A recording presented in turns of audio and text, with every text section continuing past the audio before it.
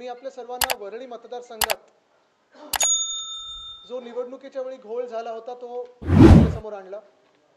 वरळी 2 येथे आमचा मोठा कार्यक्रम झाला आणि जनता की अदालत सारखंच आम्ही जे काही त्याच्यात दुबार तिबार मतदार असतील, फ्रॉड्युलंट मतदार असतील, काही अशा खोल्या होत्या 10 बाय 10च्या, तिथे 50 लोक, 48 लोक, एका दुकानावर काही मतदार नोंदवलेले होते, हा सगळा घोळ मी आपल्या समोर आणला, जनतेसमोर आणला। अर्थात सगळेच विरोधी पक्ष ह्या घोळाबद्दल बोलत आलेले आहेत। मला वाटतं काही दिवसांपूर्वी लोकसभेत जे विरोधी पक्ष नेते आहेत राहुल गांधीजी यांनी देखील हरियाणामध्ये काय झालं हे लोकांसमोर आणलं। पण हे सगळे जे आम्ही करत आहोत, म्हणजे आता बिहारचा पण अभ्यास होईल, तिथे काही लोकांनी हे पण दाखवलेलं आहे की जेवढी मतं पोल झाली त्याच्यापेक्षा जास्ती मतं मोजली गेली वगैरे, हा सगळा जो गोंधळ आहे किंवा ही वोट चोरी जी आहे ही लोकांसमोर आणत असताना एका अर्थी ही अकॅडमिक एक्सरसाइज झाली, कारण निवडणुका होऊन गेलेल्या आहेत, सत्ता त्यांनी प्राप्त केलेली आहे, कुठच्याही मार्गाने असो पण त्यांनी प्राप्त केलेली, आमच्या डोक्यावर सरकार बसवलेली आहे। पण हे सगळं होत असताना आपल्याला आठवत असेल आमचा मोर्चा देखील आम्ही काढला होता, कारण 1 जुलै 2025 ही यादी ग्राह्य धरलेली आहे सगळ्याच महानगरपालिकेच्या यादीसाठी। एकतर म्हणजे जुलै ते आतापर्यंत जे 18 वर्षाचे मतदार आहेत, फर्स्ट टाइम वोटर्स असतील, त्यांना अधिकार तर मिळणारच नाही, ही वेगळी गोष्ट। 1 जुलै 2025 पर्यंत जी राज्य निवडणूक आयोगाने महानगरपालिकेसाठी मास्टर लिस्ट दिलेली आहे, त्याच्यात जो सगळा घोळ झालेला आहे, गोंधळ जो आहे, घोळापेक्षा गोंधळ घातलेला आहे किंवा चोरी केलेली आहे, त्याचा अभ्यास एका बाजूने चालू आहे। मला वाटतं पुढच्या 7-8 दिवसांमध्ये आम्ही पक्ष म्हणून मुंबईत जे काय आहे ते आपल्या समोर ते प्रकरण आणू। पण अजून एक सगळ्यात महत्त्वाची गोष्ट म्हणजे ही जेव्हा एक बाजूला अकॅडमिक एक्सरसाइज चालू असते, ॲक्टिव्हली पुढच्या निवडणुकीसाठी आम्ही सगळेच विरोधी पक्ष म्हणून जेव्हा काम करत असतो, तेव्हा साधी गोष्ट म्हणजे जी प्रारूप यादी आलेली आहे काल, ड्राफ्ट रोल, ती पहिलं तर आपल्याला आठवत असेल 7 तारखेला येणार होती, 7 नोव्हेंबरला। मग सांगितलं गेलं की नाही आता 14 तारखेला येणार, येणार येणार येणार, ती परत त्या दिवशी सांगितलं नाही आता 20 तारखेला येणार। आणि एकंदर प्रश्न हाच होता आम्हाला की थांबलेत नेमके कशासाठी? बिहारच्या निवडणुकीसाठी थांबलेत, जेणेकरून तिकडचे काही दुबार मतदार जे दिल्ली, महाराष्ट्र, हरियाणा, जिथून जिथून बिहारमध्ये नेले होते भाजपने, ते इथे हलवण्यासाठी थांबलेले आहेत, की जो एकंदर त्यांच्याकडे दुबार तिबार मतदारांचा किंवा हे जे घरात 100 मतदार, 1000 मतदार दाखवलेले आहेत, शौचालयावर मतदार दाखवले, रजिस्टर केले घर म्हणून, नवी मुंबई आयुक्तांच्या घरी 105 मतदार दाखवले होते, हे सगळे गोंधळ क्लीन करायला ह्यांनी एवढा वेळ घेतला का, हा मी विचार करत होतो। पण काल जेव्हा ह्या मतदार याद्या यायला सुरुवात झाली, पहिली गोष्ट म्हणजे काल सकाळी या आलेल्या नव्हत्या, दुपारपर्यंत आले, संध्याकाळ झाली मतदार येण्यासाठी। ती यादी आल्यानंतर आपल्याला आठवत असेल, जर आपण आत्ता पण जाऊन पाहिलं तर एक सुद्धा यादी ही मशीन रिडेबल नाही आहे। खरं तर तसं यादी आपण पाहायला गेली तर आत्ता मी माझ्या नावाचं सर्च करून पाहिलं, त्याच्यात एवढे डिटेल्स मागितलेत त्यांनी की तुम्ही कुठे राहता हे तुम्हाला कसं कळणार आणि कुठच्या यादीत आहे, हा तर एक गोंधळ आहे। साधारणपणे 1 ते 50,000 वगैरे अशी त्यांनी यादी दिलेली आहे। पण काल जे दिसून आलं आणि जो आत्ता आम्ही अभ्यास सुरू केलेला आहे तो एवढा भयानक आहे, जे मी आधीपासून सांगत आलेलो आहे की निवडणूक आयोग हे सत्ताधाऱ्यांच्या कार्यालयात बसून काम करतं, हे आज दिसायला लागलेलं आहे। ह्यांना वॉर्ड कापणं जमलं नाही, ह्यांना वॉर्ड बाउंड्रीज बदलणं जमलं नाही, तर ह्यांनी अक्षरशः याद्यांच्या याद्या उचललेल्या आहेत आणि दुसऱ्या यादीमध्ये टाकलेल्या आहेत। काही उदाहरणांचा आम्ही अभ्यास केलेला आहे, तो तुमच्यासमोर आणूच। पण आज मी 29 महानगरपालिकेच्या क्षेत्रांमध्ये जे कोणी रहिवासी आहेत, जे कोणी नागरिक आहेत, त्यांना आवाहन करत आहे की खास करून तुम्ही तुमचं नाव आहे की नाही आणि तुमच्या घराच्या पत्त्यावर दुसऱ्यांचं कोणाचं नाव लिहिलं आहे का, ह्याचा अभ्यास करणं गरजेचं आहे। काल प्रारूप यादी आली, ही तसं नागरिकांना तसं कुठेही माहिती नाही। राजकीय पक्ष म्हणून जे आम्ही अभ्यास करतोय आम्हाला पण ते कठीण गेलेलं आहे। जी समरी दिलेली आहे ती समरी एवढी भयानक आहे, तुमची बिल्डिंग त्याच्यात आहे की नाही हे तुम्हाला कळणारच नाही। आणि तिसरी गोष्ट म्हणजे माझं त्या यादीत नाव आहे की नाही हे मी जाऊन शोधायचं तरी कुठे नागरिक म्हणून, एवढं सगळं ते कठीण करून ठेवले, किचकट करून ठेवलेलं आहे। आम्ही 3-4 उदाहरणं तुम्हाला आणतो, कारण ह्याचा अभ्यास आम्ही लगेच केला। काल रात्रभर बसून आमच्या पूर्ण टीमने हा अभ्यास त्वरित केलेला आहे। पुढच्या 2-3 दिवसांमध्ये अजून काही गोष्टी तुमच्यासमोर आणू ज्या धक्कादायक आहेत, त्याच्यावर आमचा अभ्यास सुरू आहे। आणि हे ऐकल्यानंतर तुम्ही ठरवा की अशी निवडणूक जी गेम सेट मॅच केलेली आहे, मग तुम्ही आम्हाला मतदानाला तरी कशाला बोलवता? तुमच्याच कार्यकर्त्यांमध्ये मतदान घ्या आणि इलेक्शनच्या ऐवजी सिलेक्शन बोलून टाका ना। पण अशी जी मतदार यादी आणि गोंधळ बोलणार नाही, पण चोरी जी तुम्ही करत आहात, मुंबई जिंकण्यासाठी असेल, पुणे जिंकण्यासाठी असेल, ठाणे जिंकण्यासाठी असेल, देशाची सत्ता काबीज केल्यानंतर देखील तुमचा जीव चिटिंग करून, वोट चोरी करून शहरं आमची महाराष्ट्राची जिंकायची तर लुटायची आहेत, ती अशा प्रकारे जर असेल तर निवडणुकीला सामान्य माणसांनी, जनतेने जायचं कसं, इतर पक्षांनी जायचं कसं, हा प्रयत्न हा मोडून काढूच. आम्ही ऑब्जेक्शन तर टाकणार आहोत, कारण साहजिक आहे तुमचा पुढचा प्रश्न असेल की तुम्ही ऑब्जेक्शन घेणार का, पुढचं पाऊल काय. ऑब्जेक्शन टाकू, पण ऑब्जेक्शन टाकल्यानंतर निवडणूक आयोग खरोखर त्याच्यावर काही करणार आहे का, हे उत्तर भाजपकडून नाही तर निवडणूक आयोगाकडून अपेक्षित आहे. मी विनंती करीन आमचे पक्षाचे सचिव सूरज चव्हाण यांना की ज्या 2-3 याद्यांवर आम्ही अभ्यास केलेला आहे आणि जो घोळ झालेला आहे किंवा गोंधळ घातला आहे, निवडणूक आयोगाने, भाजपच्या निवडणूक आयोगाने तो लोकांसमोर आणावा. जय महाराष्ट्र. सर्वप्रथम जसं आदित्य साहेबांनी सांगितलं, महाराष्ट्र निवडणूक आयोगाने प्रारूप मतदार यादी जाहीर केल्यानंतर अवघे 7 दिवस नागरिकांसाठी सजेशन ऑब्जेक्शनसाठी दिलेले आहेत आणि आपल्या पक्षाला देखील अवघे 7 दिवस ह्या सजेशन ऑब्जेक्शनसाठी दिलेले आहेत. आता हे सजेशन ऑब्जेक्शन करत असताना ज्या याद्या दिल्या आहेत, ह्या याद्यांमध्ये जी यादीच्या सुरुवातीला समरी दिली आहे, अगदी बारीक अक्षरात 20-20 ते 25-25 पानांची समरी आहे. बरं, ही समरी असताना ही समरी कशी आहे, तर विधानसभेच्या यादीचा भाग क्रमांक त्यात दिलेला आहे. विधानसभेच्या यादीचा भाग क्रमांक. आता विधानसभेला माझं नाव कुठल्या मतदारात होतं हे आज त्या नागरिकाला लक्षात असणं शक्य आहे का, तर निश्चितपणे नाही.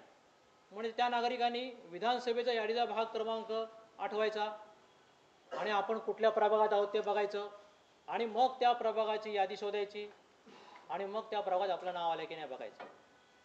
आम्ही काही थोडेसे ज्या काही मोठे घोळ, म्हणजे काल यादी निघाल्यानंतर आम्हाला प्रत्येक प्रभागातनं आमच्या पदाधिकाऱ्यांचे फोन आले, जे सचिन पडवळ नगरसेवकांचे फोन आले, आमच्या विभाग प्रमुखांचे फोन आले, आमचे घाटकोपर विभागाचे फोन आले की आमच्या प्रभागामध्ये बाजूच्या प्रभागातल्या 3-3 याद्या आल्या आहेत, आमच्या प्रभागाला 2 याद्या दुसऱ्या याद्या गेल्या आहेत. आता एक यादी म्हणजे 1200 ते 1300 मतदार, 1200 मतदार आपण पकडूया.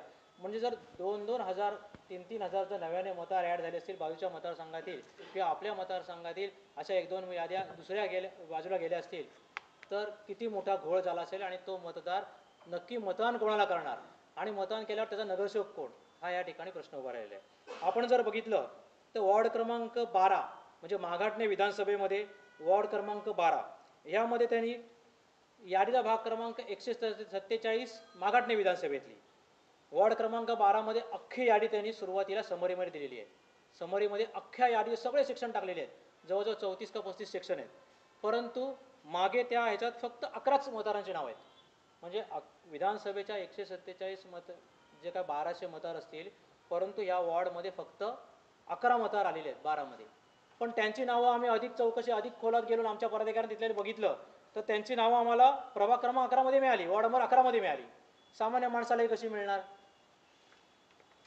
तसंच वॉर्ड क्रमांक 225 कुलाबा विधानसभा या ठिकाणी त्यांनी काय केलंय, एका वॉर्डमध्ये एका यादीमध्ये 1300 नावं आहेत, यादीचा भाग क्रमांक 111, 1200 ते 1300 नावं आहेत, परंतु 225 मध्ये संपूर्ण यादी जेव्हा आम्ही बघितली, अगदी रात्रभर आमचे पदाधिकारी शोधत होते, अवघी 398च नावं त्या 225 या प्रभागात मिळाली.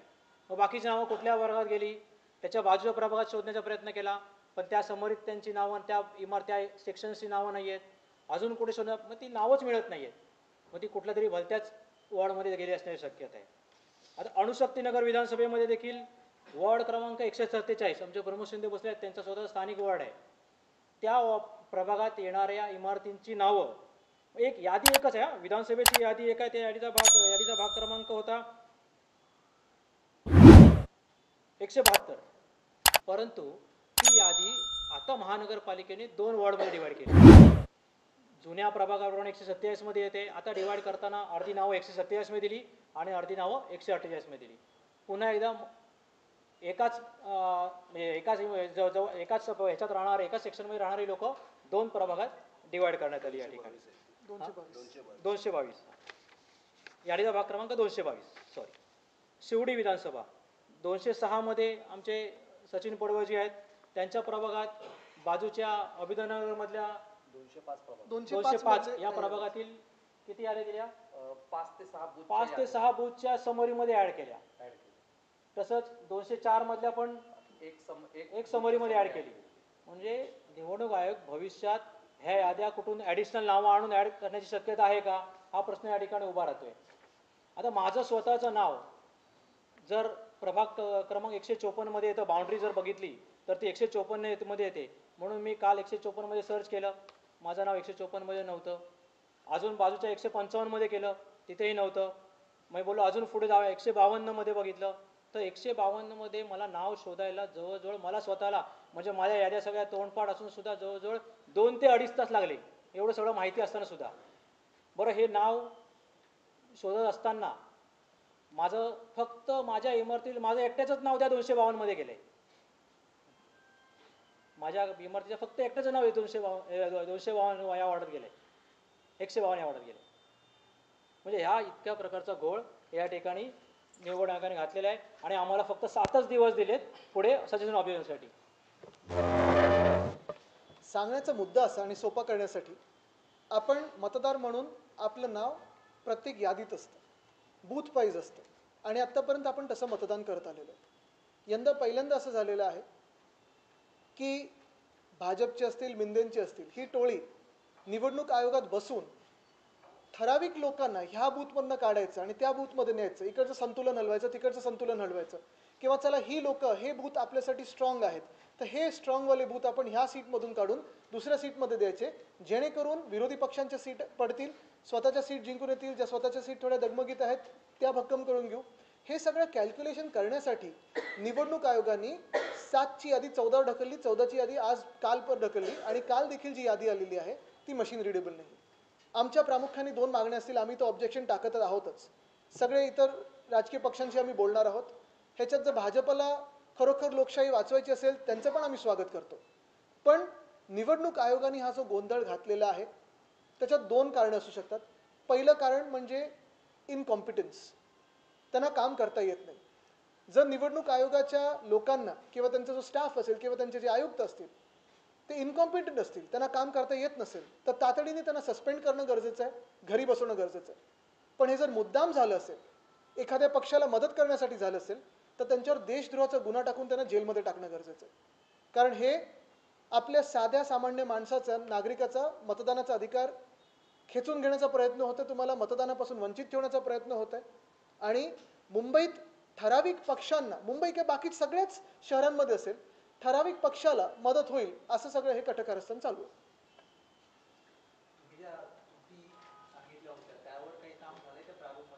ते चालू आहे. बरं, आता त्याच्यावर पण दुबार तिबार नावांमध्ये तुम्ही जर यादी बघाल, आम्ही मगाशी हसायला लागलो, ही यादी आहे ना, कुठे दिलं ते, हे आता याच्यात 2 स्टार टाकलेले जे आहेत, कुठे गेले ते, हाय काय, हे सगळे जे 2 स्टारवाले आहेत, नाही दुबार नाही लिहिलं त्याच्यात. आता तुम्हाला बघतो, हे एक आहे शिवराम सुधीर सावंत, 2 स्टार लिहिलंय, संभाव्य दुबार मतदार. हा, इथे अजून एक आहे हसीनुद्दीन इम्रान अन्सारी, 2 स्टार आहेत, संभाव्य दुबार मतदार. म्हणजे ज्यांना वाटत असेल ह्याच समाज किंवा त्याच समाज, मुद्दामून मी दोन्ही समाजांचं बोललो, दोन्ही मुंबईकर आहेत असावेत असा माझा समज आहे. पण जर निवडणूक आयोगाला एकतर यादी बनवता येत नाही, दुसरं म्हणजे सगळं त्यांच्याकडे जे काही स्टाफ आहे काम करत असताना स्वतः बोलत असतील हे संभाव्य दुबार आहेत, मग तुम्ही नेमकं तिथे बसून ते ऑफिसमध्ये करता काय, पगार कशासाठी घेता?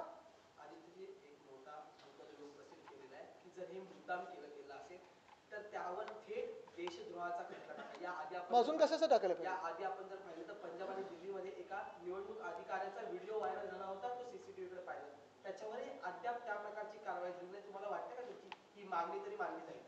देशहितासाठी ही मागणी मान्य असायला पाहिजे. जर खरोखर भाजप पण स्वच्छ हात असतील त्यांचे, कारण मध्ये त्यांनी पण मान्य केलं होतं ना की दुबार तिबार नावं आहेत, त्यांनी तर वाचून दाखवलेलं, मी जसं वरळीचं प्रेझेंटेशन केलं तसं. म्हणजे ते पण मान्य करतात. मग ते पण पप्पू झाले की गप्पू झाले सांगायला पाहिजे त्यांनी.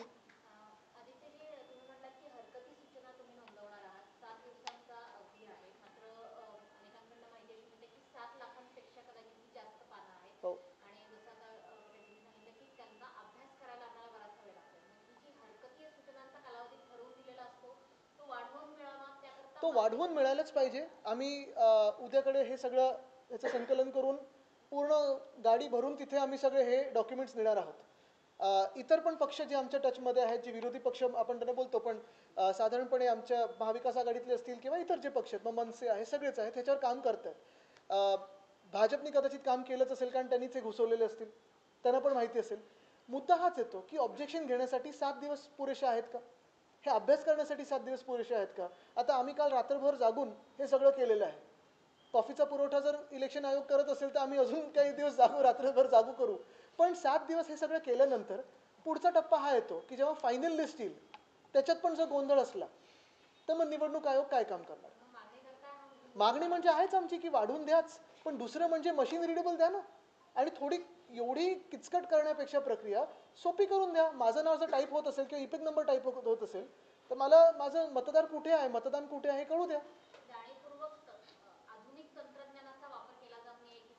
चोरी पकडली जाईल, चोरी पकडली जाईल म्हणून कुठेही मशीन रिडेबल हे ठेवत नाही.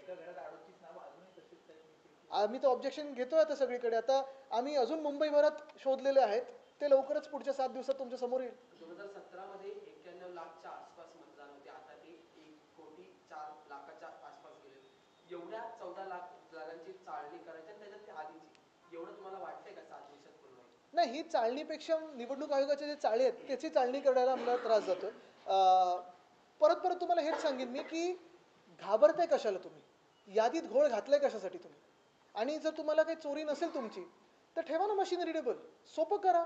तुमचं तर नाव जाऊन सर्च करा बघा BMCच्या वेबसाईटवर, प्रयत्न करा, होणार नाही ते. आणि म्हणून मी प्रामुख्याने हेच सांगेन, पहिलं म्हणजे वेळ वाढवून तर द्याच, दुसरं म्हणजे मशीन रिडेबल करा, पण तिसरं म्हणजे हे जर तुम्हाला संभाव्य वाटत असेल, एक नाव मी मगाशी काढलं ते कुलाबा मतदारसंघात आहे आणि बँड्रा वेस्टमध्ये सेम नाव आहे पण संभाव्य लिहिलेलं आहे. हे जर आम्हाला कळतंय आणि आम्ही शोधू शकतो, तुम्ही का नाही शोधू शकत? तुमच्याकडे तर पूर्ण मास्टर लिस्ट आहे. बरं, हे काही नवीन आत्ताचे मतदार नाही आहेत, हे 1 जुलै 2025च्या आधीची यादी आहे.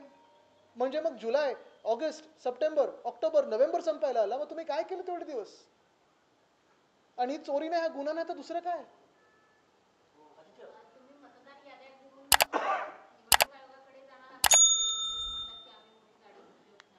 हो, पण पहिलं म्हणजे आज आम्ही सगळे हे काल रात्री हे सगळ्या याद्या डाउनलोड झाल्या, काही काही तर अजून होत नाही आहेत.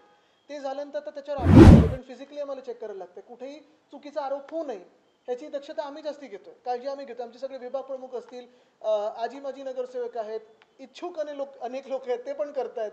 हे सगळेच लोक ह्याच्यात लागलेले आहेत.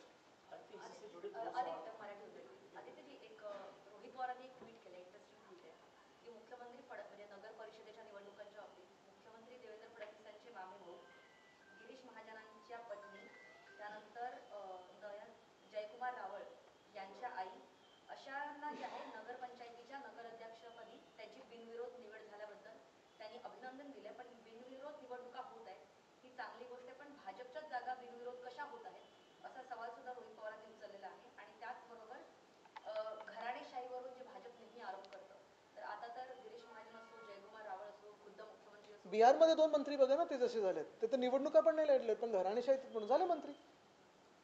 तर सांगण्याचा मुद्दा आहे की हा निवडणुकीचा तर नंतरचा विषय, बिनविरोध. म्हणजे माझं तर म्हणणं असं आहे की तुम्ही अशा जर याद्या करणार असाल तर आम्हाला मतदानाचा पण अधिकार देऊ नका ना, बिनविरोध अशाच करून टाका. तसंच झालेलं आहे. ज्या नेरूळच्या पुतळ्यावरून, महाराजांच्या पुतळ्यावरून राजकारण झालं, अमित ठाकरेंवर गुन्हा दाखल केला, त्याच्यानंतर तुम्ही ट्विट सुद्धा केलं होतं. आज त्याच पुतळ्याचं पुन्हा एकदा मंत्री गणेश नाईक यांच्या हस्ते अनावरण होते. एकनाथ शिंदे यांचं आमंत्रण होतं पण त्या ठिकाणी ते पोहोचलं नाही. आता महाराजांचं पुतळ्याचं अनावरण आहे, गद्दारांना कसं जवळ ठेवणार ते? महाराष्ट्राच्या विरोधात जे काम करतात तसं कोणाला जवळ घेणार तिथे? पण दुसरी गोष्ट म्हणजे जर आमच्याच राज्यामध्ये आमच्याच राजाचं पुतळ्याचं अनावरण करणं गुन्हा असेल, जे अमितवर गुन्हा टाकलेला आहे, मग हे कोणासाठी राज्य चाललंय, कशासाठी राज्य चाललंय? आणि तसं जर पाहिलं गेलं तर जेव्हा आपण बोलतो हे रयतेचं राज्य आहे, जनतेचं राज्य आहे, आज तुम्ही बघा जे पालघर साधू हत्याकांड जो झाला ते आम्हाला बदनाम करण्याचा प्रयत्न केला, आमच्या सरकारला बदनाम करण्याचा प्रयत्न केला, त्याच काशीनाथनं घेतलं होतं नाही भाजपने. आणि मग सगळी बोंबाबोंब झाल्यानंतर, म्हणजे एकतर हिंदुत्व यांचं खोटं आहे आणि बोंबाबोंब झाल्यानंतर स्थगिती दिली. म्हणजे एकतर त्यांचा हात होता आणि तरी तुम्ही घेतलं, आणि हात नव्हता म्हणून तुम्ही स्थगिती दिली. नेमकं काय हे भाजपने स्पष्टीकरण द्यावं. दुसरी गोष्ट म्हणजे तसं पाहायला गेलं तर शेतकऱ्यांना अजून कुठेही मदत मिळालेली नाही आहे. महिलांवर अत्याचार वाढत चाललेले आहेत आणि हे सगळं एका बाजूला होत असताना लोक हैराण असताना त्रस्त असताना हा गोंधळ आहे ना ह्याच्यासाठी घालायला लागतोय कारण नाहीतर जिंकणं हे शक्य नाही. एकीकडे मतदार यादीतला गोळ वगैरे तुम्ही समोर आणतात आहात, मात्र दुसरीकडे महाविकास आघाडीमधली अंतर्गत लढाई आपण कशी जिंकणार आहात? कारण काँग्रेसने स्वबळाचा नारा तर दिलेलाच आहे. मात्र काँग्रेसचं म्हणणं असं आहे की शिवसेना उद्धव ठाकरेंनी जर राज ठाकरेंची मनसेची साथ सोडली तर अटी शर्तींसह आपण पुन्हा एक बघा त्यांना आत्ता काय आहे ना की पहिला प्रश्न म्हणजे हे सरकारमध्ये कोण आहेत कोण नाही आहेत, कारण कोणीतरी रडायला गेले होते दिल्लीला, कोणीतरी जाते गावी. हे सगळे महायुतीतला विषय हा मला वेगळा ठेवायचा आहे. महाविकास आघाडीचा पण आता मी विषय पुढे घेणार नाही, कारण महाविकास आघाडी असो किंवा विरोधी पक्ष म्हणून असो किंवा युती काय कशी होईल हा विषय सगळ्यात फार नंतरचा आहे. पहिला मला वाटतं पुढचे 7 दिवस आपण सगळ्यांनी मिळून, कारण हे प्रत्येकाच्या हिताचं आहे. कोण अपक्ष लढत असेल, कोण सत्ताधारी पक्षातून लढत असेल, आम्ही म्हणून विरोधी पक्ष म्हणून लढत असू, पण हेच जर मतदार यादीतच घोळ असेल तर कुठची युती आणि कुठची आघाडी काहीच कळायला अर्थ नाहीये. पण काँग्रेसने जो स्वबळाचा नारा दिलेला आहे त्यांचं म्हणणं असं आहे की मनसेची साथ अजून मी तरी ऐकलं नाही. आता मला नुसतं निवडणूक आयोगाचं कानावर येतंय, त्यांची शांतता माझ्या कानावर येते. आणि कदाचित आता भाजपकडून एक आवाज जो सतत निवडणूक आयोगासाठी येतो तो संध्याकाळपर्यंत येईल. पण सगळ्या विरोधकांना एकत्र करण्यासाठी तुमचा पक्ष पुढाकार घेणार आहे. बघा मी आत्ता जे संभाव्य आहे दुबार तिबार त्याच्यावर बोलून पक्षावर बोलणार नाही. मी वेगळ्या कुठच्याही विषयावर मी वेगळ्या कुठच्याही वेगळ्या ऐका एक मिनिट ऐका हा महत्वाचा जरी प्रश्न असला तरी हा प्रश्न हा कायदा सुव्यवस्थेचा पण तेवढाच प्रश्न आहे. रेल्वे पोलीस काय करत होती ते खरोखर तसं झालं का, कारण ती व्यक्ती पण मराठीच होती. हा मराठी अमराठी वाद नाही जो भाजप निर्माण करण्याचा प्रयत्न करतोय. मुळात हा एक जरी महत्त्वाचा प्रश्न असला तरी पुन्हा एकदा मी ह्या प्रश्नावर तुम्हाला आणीन, कारण तो कायदा सुव्यवस्थेचा प्रश्न जो आत्ता मी घेतला महिलांचा सुरक्षेचा असेल किंवा हा सुरक्षेचा असेल. आता मध्यंतरी ते 2 ट्रेन घासून मध्ये जी लोक चिरडली गेली त्याच्यावर कुठे काय रेल्वे मंत्रालयाकडून आलेलं. तर आज परत तुम्हाला मी वेगळ्या कुठच्याही विषयाकडे न वळवता मतदार यादीच्याच विषयावर वळवीन, कारण मला वाटतं लोक जी बघत आहेत 29 महानगरपालिकेमध्ये त्यांनी त्यांच्या घराचं नाव त्याच्यावर किती लोक चढवलेली आहेत निवडणूक आयोगाने, त्यांचं नाव स्वतःचं आहे का, परिवाराचं नाव आहे का, किती ठिकाणी आहे, इपिक नंबर घेतलाय का, त्यांचा फोटो ढापलाय का, त्यांच्या कार्डवर ब्राझील, पेरू, चिली, ऑस्ट्रेलिया, जपान इकडचे कुठच्या लोकांचे फोटो आहेत का, कारण ब्राझिलियन जनता पार्टी नाही सॉरी काय ते भारतीय जनता पार्टीने ब्राझीलचा फोटो वापरला होता. मुंबईच्या उपनगरामध्ये पण एक असा व्हिडिओ सोशल मीडियावरती व्हायरल होतोय की मुंबईच्या उपनगर अंधेरीमध्ये सुद्धा एका इमारतीमध्ये म्हणजे हो फ्लश मध्ये सापडले गेले, स्लिप सापडले गेले आणि आता तर बोलतात व्हीव्हीपॅटच लागू नाही. आज जो वोटर लिस्ट को लेकर आपने जो एक्सप्लेन किया, पहले तो एक सवाल ये होगा कि हिंदी में आप एक्सप्लेन करते हो. दूसरा सवाल उसी से जुड़ा कि जो वोटर लिस्ट को लेकर आपने सवाल खड़े किए, चुनाव आयोग ने हाल ही में एक प्रेस कॉन्फ्रेंस की थी, उन्होंने कहा कि विपक्ष की तरफ से जितने भी मुद्दे हमें दिए हैं उसके लिए हमने नेशनल चुनाव आयोग से समय मांगा है, उसको लेकर हमें कोई समय मिला नहीं है. आपने जितने भी डबल वोटर लिस्ट बाकी सारी चीजें कही उसको लेकर उनका एक जवाब ऑलरेडी पहले से तैयार है, तो आप क्या कहें? पिछले कई दिनों से महाराष्ट्र में विपक्ष वोट चोरी के बारे में बहुत सारी बातें लोगों के सामने ला रहा है. ये सिर्फ बातें नहीं, हवा में बातें नहीं, सत्य जो है वो हम लोगों के सामने ला रहे हैं. हम सत्यमेव जयते में विश्वास रखते हैं, सत्तामेव जयते में नहीं. लेकिन भाजपा की तरफ से अगर आप देखें तो सारे जो हम सवाल, सारे जो प्रश्न हम चुनाव आयोग को पूछते हैं उत्तर आता है भाजपा से. भाजपा के प्रवक्ता आके जवाब देते हैं और ये क्या इक्वेशन है हम अभी तक समझ नहीं पाए. अभी तक हम ये मानते आए थे कि चुनाव आयोग ये न्यूट्रल एजेंसी है. ऐसे भी दिन थे टीएन सेशन साहब के जो एक न्यूट्रल एजेंसी करके काम करते थे. लेकिन आज अगर आप देखें तो भाजपा के दफ्तर से ही, भाजपा के कार्यालय से ही चुनाव आयोग का काम चलता है. पिछले कई दिनों में आपने देखा होगा हमने जो मोर्चा निकाला था या चुनाव आयोग को जाके मिलके भी आए थे, फिर वो राज्य चुनाव आयोग हो या फिर उनके नीचे के जो सारे लोग अभी महापालिका में काम कर रहे हैं, मुंबई हो, पुणे हो, ठाणा हो, नागपुर, नासिक, लगभग 29 महानगर पालिका भी शायद जनवरी में ये सोच रहे हैं कि हम चुनाव उसमें लागू करें.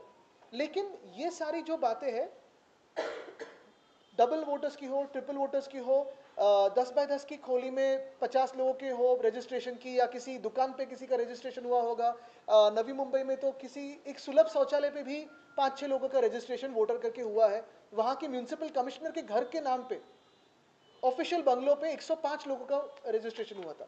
ये सारी बातों पे हमने तो ऑब्जेक्शन लिए हैं, लेकिन अगर आप ही हमें बता रहे हैं कि केंद्र का चुनाव आयोग राज्य की चुनाव आयोग को समय नहीं दे रहा है, तो फिर आम जनता जाएगा।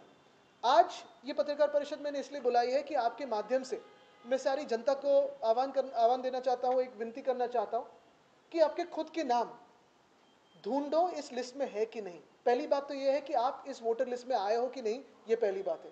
दूसरा, आप ही का फोटो, आप ही के डिटेल सही है कि किसी ब्राजील के मॉडल के फोटो आपके नाम पे चिपकाए गए, ये भी देखो।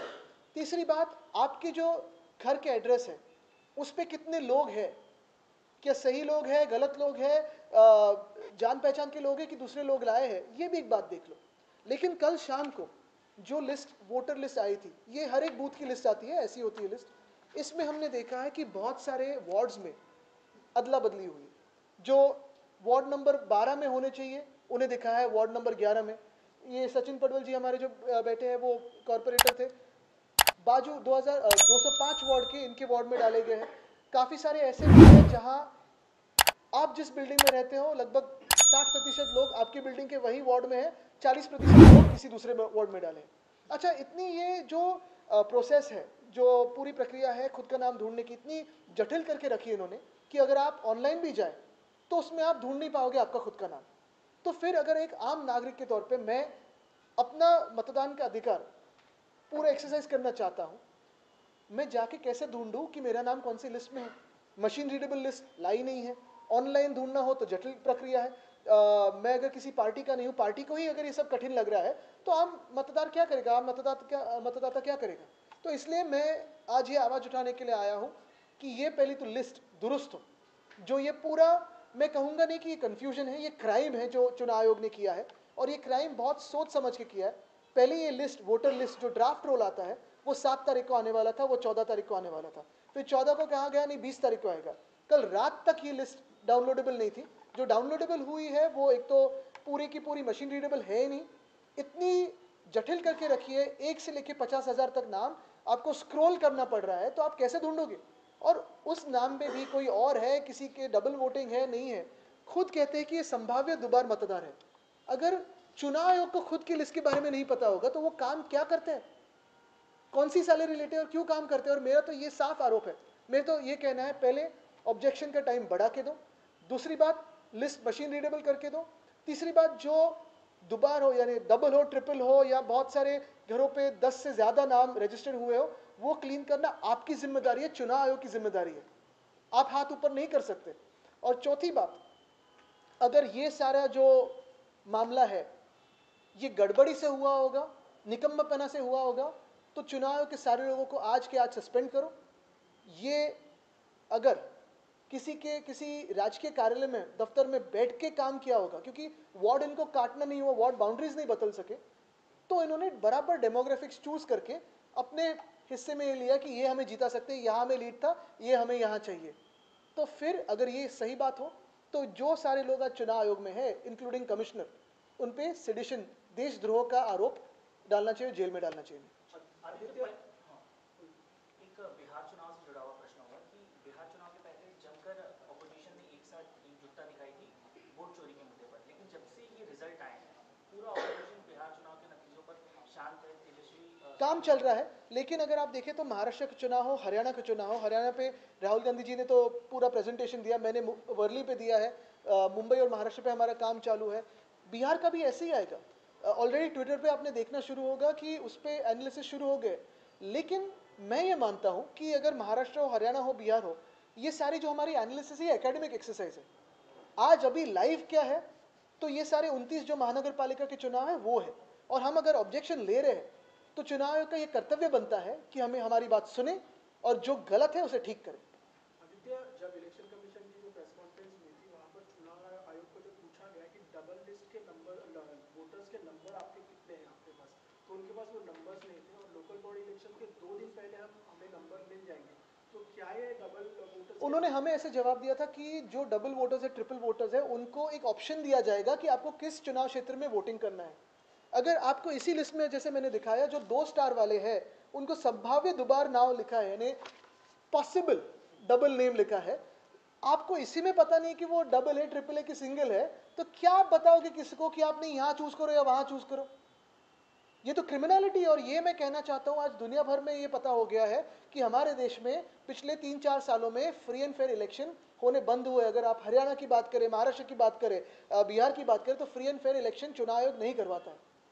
सर, जो पालिका चुनाव को लेकर एक आदित्य खैरे का जो सवाल पूछा गया था वो इसलिए इम्पोर्टेंट हो जाता है क्योंकि इस पूरे मुद्दे में अगर आप देखें तो ये पर्सनल प्रॉब्लम्स होती हैं, कार्यकर्ताओं की अपनी पर्सनल प्रॉब्लम्स होती हैं, उसके बाद उनमें झगड़े होते हैं और कई जगहों पर, जितनी भी जगह पर ये रिपोर्ट हुई है खबरें, बाद में पता चला है कि ये हिंदी मराठी का विषय नहीं था, ये पूरा विषय उनका पर्सनल कल लेकिन पहले जो दिखाया गया, जो भाजपा की इकोसिस्टम से आया, वो मराठी और गैर मराठी का था, लेकिन ऐसे तो था ही नहीं। तो मैं यही बात कहना चाहता हूँ, ये हर एक की बात होती है कि कैसे हम दिखाएं, और खास करके ऐसे विषयों में थोड़ी सेंसिटिविटी भी होनी ज़रूरी है। मैं नहीं चाहता कि मैं कोई ऐसे बयान दूं कि उस पर कुछ गलत इल्ज़ाम लगे, उस बच्चे पे भी गलत इल्ज़ाम लगे, क्योंकि जो इतनी कदम उठा सकता है तो कुछ ना कुछ उसमें कारण होगा, उसमें विचार विमर्श करके ही पूरे जो एनालिसिस है उसके बाद ही बात कर सकते हैं। नवी मुंबईत आता फक्त गणेश नाईक यांनी पुतळ्याचं अनावरण केलेलं आहे, पण त्यांनी मान्य केलं की छत्रपती शिवाजी महाराजांच्या पुतळ्याचं अनावरण करायला उशीर झाला आणि त्यामुळेच अमित ठाकरेंनी हे उत्स्फूर्त पाऊल उचलले, त्यांच्यावरचे गुन्हे मागे घेतले मागे पाहिजेत। करण्याची आणि मी अभिनंदन करीन गणेश नाईकजींचं, तर खरोखर त्यांनी असं घेतलं, कारण ते काही काही धाडसी पावलं उचलतात ठाण्यात आणि नवी मुंबईत। खरंच ठीक आहे, हा विषय बाकी कळला सगळ्यांना, पण तुम्ही पण बघा, मी खास करून तुम्हाला सगळ्यांना सांगेन, कारण तुमचं नाव यादीत आलंय की नाही आलं आणि तुमच्या घरातलं बिल्डिंगचं नाव कुठच्या यादीत गेलंय, हे म्हणजे बोगसपणा झाला ना पूर्ण। आणि हे पहिलं आमची प्रेस कॉन्फरन्स आहे, पुढच्या 7 दिवसांमध्ये अजून आम्ही 2-3 घेणार आहोत, जे पूर्ण निवडणूक आयोगाची चिरफाड करू। धन्यवाद। जय हिंद, जय महाराष्ट्र। गर्जा हिंदुस्तान चॅनलला सबस्क्राईब करा आणि ताज्या घडामोडी जाणून घेण्यासाठी बेल आयकॉनवर प्रेस करा।